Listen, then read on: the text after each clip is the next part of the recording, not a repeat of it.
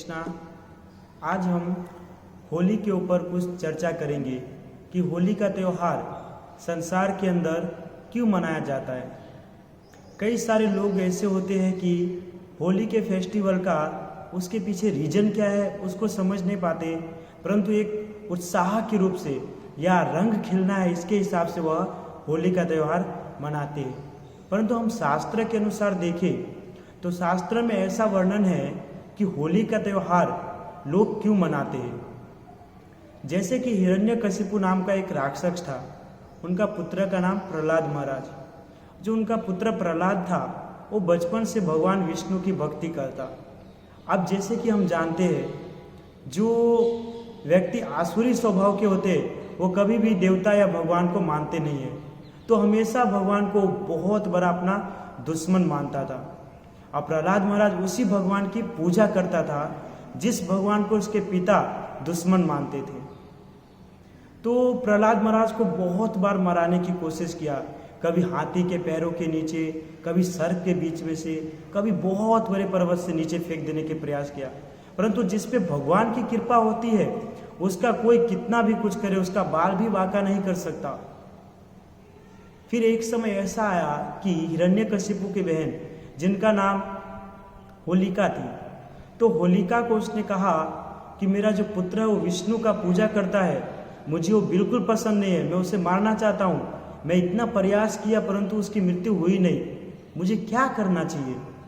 तो उसने कहा कि मुझे ब्रह्मा से एक वरदान प्राप्त हुआ है, मेरे पास एक ऐसी चादर है जिसे मैं ओढ़ लूँ तो मैं अग्नि के अंदर प्रवेश करूँगी तो मैं उसमें मरने वाली नहीं हूँ, परंतु जो मेरे साथ जाएगा उसकी मृत्यु निश्चित है।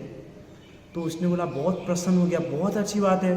तो उसने क्या किया, होलिका ने प्रहलाद महाराज को अपने साथ लेकर गए और अग्नि में प्रवेश किए। अग्नि में प्रवेश किया, होलिका को कोई इफेक्ट नहीं पड़ा, परंतु प्रहलाद महाराज को इफेक्ट पड़ने वाला था। उससे पहले भगवान ने ऐसी लीला रचाई कि होलिका के ऊपर जो चादर थी वो प्रहलाद महाराज के ऊपर चले गए और वो खुद जो है चादर के बिना हो गई। जैसे ही चादर उसके ऊपर से उठा वो खुद अग्नि के अंदर जल गई और प्रहलाद महाराज वहां पर बच गए। तो कहने का मतलब क्या है कि अधर्म के ऊपर जो धर्म है, धर्म का विजय हुआ। तो धर्म का जब विजय हुआ तो इसी कारण से लोग संसार के अंदर होली का त्यौहार मनाते हैं। भक्तों, कोई भी फेस्टिवल संसार के अंदर होते हैं उसके पीछे कोई ना कोई धार्मिक कारण होता है, परंतु हम उस कारण को कभी जानते नहीं है, जिसको जानना बहुत जरूरी है। एक दूसरा रीजन ऐसा भी आता है कि भगवान कृष्ण जब द्वापर युग में आए थे तो उनके मामा जो कंस थे, कंस भगवान कृष्ण को बहुत बार मारने का प्रयास किया। आपको ये सब स्टोरी पता है। तो एक बार पूतना जो थी, पूतना को बोले कंस महाराज ने कि ये बालक कृष्ण है जो मेरा मृत्यु का कारण बनकर आया है, इसको मारना बहुत जरूरी है, नहीं तो ये मुझे खत्म कर देगा। अब वो मूर्ख को यह नहीं पता कि मृत्यु सबकी एक दिन आने वाली है। भगवद गीता में कहते हैं जातस्य ही ध्रुव मृत्यु ध्रुव जन्म मृतस्य च तस्मात् अपरिहार्थे तवम सोचितो महर्षि। अर्थात जिसने जन्म लिया है उसकी मृत्यु निश्चित है।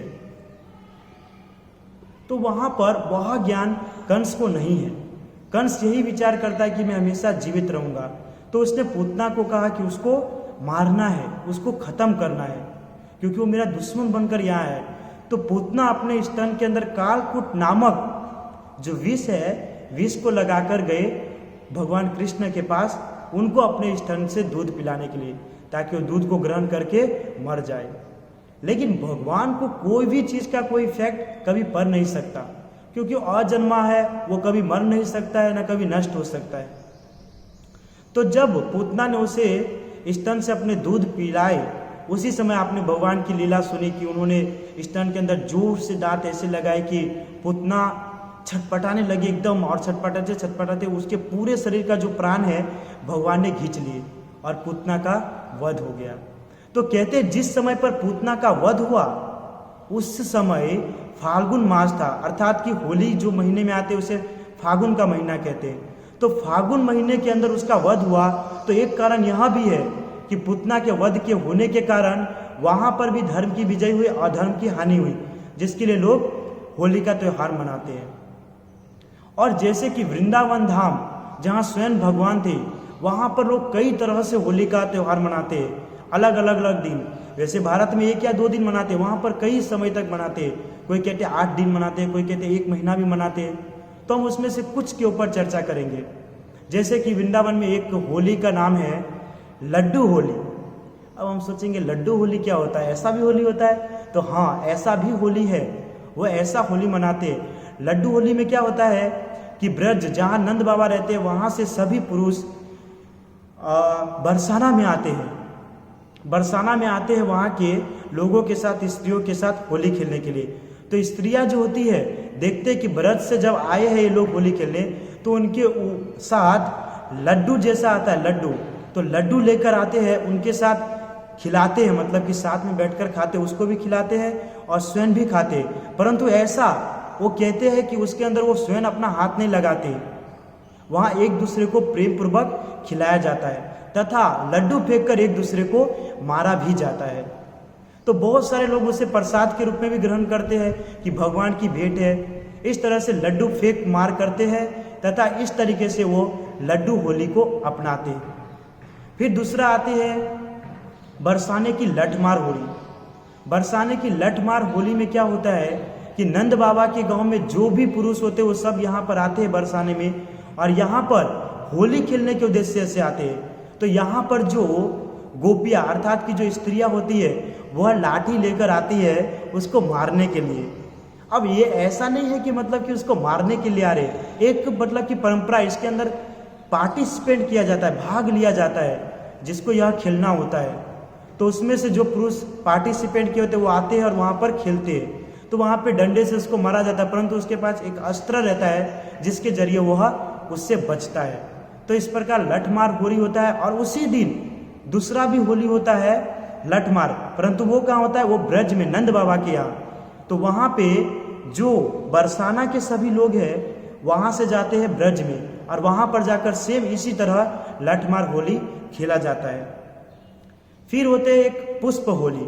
पुष्प होली में क्या होता है कि उसमें वृंदावन में जितने भी गोपी रहते हैं, अर्थात कि जितने भी स्त्री है पुरुष है, वो सभी एक दूसरे के ऊपर पुष्प की वर्षा करते हैं। राधा रानी जी के चरण में पुष्प को रखते हैं, भगवान कृष्ण के चरण में लगते हैं तथा पुष्पों की वो लोग एकदम सुंदरता पूर्वक होली खेलते हैं। फिर एक आता है होली रंग भरनी एकादशी। इसके अंदर कैसा होता है कि एक फुग्गा लिया जाता है, कई सारे फुग्गे होते हैं, उसके अंदर बहुत सारे टाइप के अलग अलग कलर मिक्स किए जाते हैं तथा उसे आसमान की ओर फेंका जाता है। अब आसमान की ओर जब फेंकते हैं तो उसमें दिखता है कि ये नीला कलर का है, लेकिन उसमें अलग अलग तरह के कई सारे कलर होते हैं। जब व्यक्ति के ऊपर पड़ता है तो वो एकदम रंग बिरंगी हो जाता है, वो भी प्रसन्न होता है। पर कोई कोई एकदम चौंक जाता है, अरे ये तो ब्लू कलर दिख रहा है, पर यहाँ के लाल, हरा, पीला, नीला। तो इस तरह से रंग बिरंगी एकादशी है वो होली वहाँ पर खेला जाता है। फिर एक होली आता है किच्चर की होली, अर्थात कि उसमें सभी भक्तों को किच्चर में लेटाया जाता है या थैली के अंदर किच्चर को भरकर मारा जाता है। जैसे आज के लोग वो पोटली करके जो थैली आते हैं उसके अंदर पानी भर के एक दूसरे के ऊपर मारते हैं, कलर मारते हैं, उसी प्रकार वृंदावन में किच्चर भरकर मारते हैं। तो भक्तों ये सब जो अलग अलग तरह से मना रहे हैं, तो इसके अंदर एक भगवान से रिलेटेड कथा है। वो अपने हिसाब से कुछ नहीं कर रहे, या हमको इसको किसी गलत ढंग से नहीं ले सकते, क्योंकि ये सब भगवान की लीला है और भगवान ने जो करके गए हैं उसी चीज को सभी लोग फॉलो कर रहे हैं।